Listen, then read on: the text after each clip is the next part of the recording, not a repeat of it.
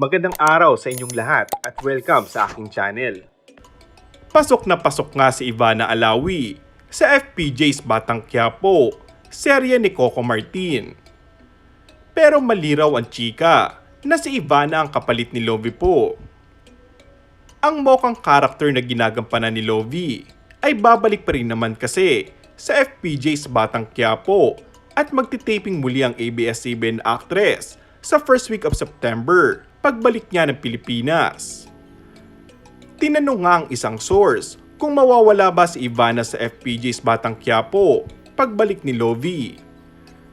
Ang alam ko hindi, kasi nga hindi naman pinalitan ni Ivana si Lovie. Dagdag si Ivana sa cast ng programa. Sabay rin daw pupunta ng Milan, Italy, sina Lovie at Coco para mag-promote ng Batang Quiapo sa Asap Natin To sa Milan. Samantala, inamin nga ni Ivana Alawi na crush niya si Coco Martin. Ibinahagi ng sexy actress na type niya ang mga lalaking may Pinoy feature tulad ni Coco. Aniya, I am very vocal naman na crush ko ang Pinoy looking guys.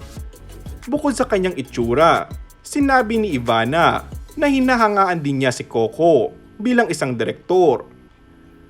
Ang gwapo niya pa nag-work, yung pa nagdedirect ng scene, iba yung dating niya, nagdedirect siya.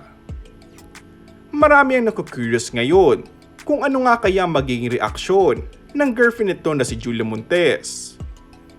Alam naman ng lahat na maganda at single si Ivana at inamin na nagustuhan niya si Coco nung una, silang magkasama sa ang probinsyano.